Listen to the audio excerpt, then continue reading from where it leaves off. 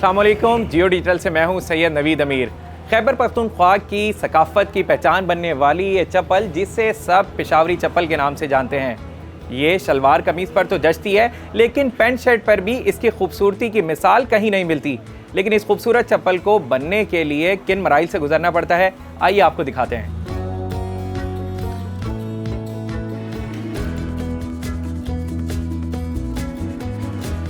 मोहम्मद इस्माइल मेरा नाम है। अल्हम्दुलिल्लाह ये तकरीबन 30-35 साल से हम ये काम कर रहे हैं।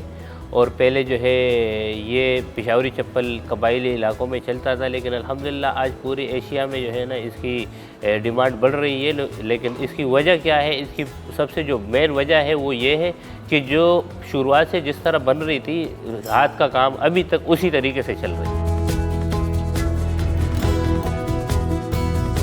पहले हम लोग लेदर और रबड़ ला के, इसमें कोई और बीच में कुछ भी नहीं लगता, सिर्फ एक सिंगल लेदर लगता है और रबड़ लगता है। तो पहले हम इसका बनवर बनाते हैं, जिसका पतावा भी कहा जाता है। बनवर बना के फिर उसको रबड़ पे चिपका लेते हैं, फिर वो चले जाते मशीन पे। मशीन की सिलाई हो के वापस जब आ जाते तो उसके किनारे हम निकाल देते। तो किनारे निकालने के बाद उसके ऊपर एक गोला हम बोलते हैं उसको, जिसका रेगजीन के अंदर हम धागा लपेट के उसके ऊपर पूरा चप्पल का लुक बन जाते। तो वो गोला हम बना के, वो भी हाथ का ही बनते, तैयार कोई नहीं आते। तो गोला हम बना के फिर उसको सोल के ऊपर चिपका के उसके ऊपर अपर लगवा लेते। तो अपर भी जो है सीधा साधा बिल्कुल सिंपल सीधा कटता है, कैंची से अपने हाथ से कटता है। फिर जो है वो अपर तैयार होके उसके पीछे जो इस्त्राब लगता है उस पर भी सिंगल सिलाई मशीन पे होते, बकाया सब हाथ का लकीर करके हाथ का कटिंग होते। अपर बना के अपर फिर सोल के ऊपर चिपकाते हैं। तो उसके ऊपर डाल के फिर उसके अंदर 2-4 कीले लगते हैं। पेशावरी चप्पल में ये खासियत है कि उसमें 2-4 कीले लग जाते हैं, लेकिन ज़्यादातर कीले नहीं लगते।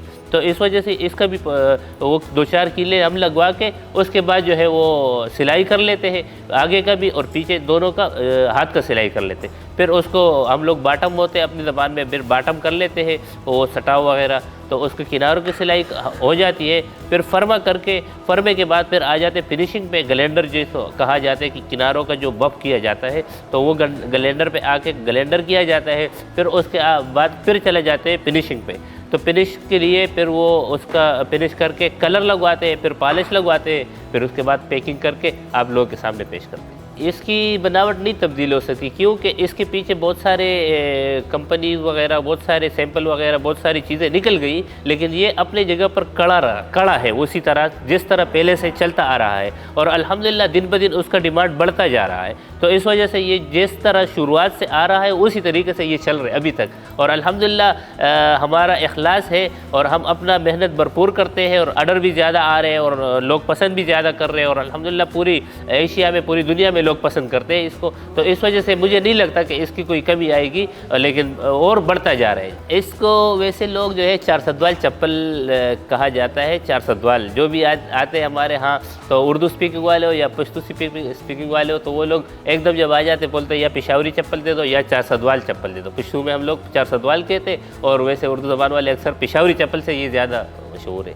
इसको जो है हम पश्तो में अपना खुद जो हमारा कबायली इलाका है वहाँ जो कहा जाता है, इसको बंदी सप्ले कहते हैं। बंदी सप्ले इसको कहते हैं। और हमारे यहाँ अल्हम्दुलिल्लाह हर किस्म की बंदी सप्ले, पेशावरी चप्पल, 4 सद्वाल, ये सब हम हाथ से बनाते हैं और आपको मिलेंगे। क्यों, है ना खूबसूरत। 2014 में पेशावरी चप्पल की खूबसूरती आलमी सतह पर उस वक्त ज़ेर बहस आई जब बरतानवी मारूफ फैशन डिज़ाइनर पॉल स्मिथ ने नकल बनाकर उसे अपना डिज़ाइन होने का दावा किया।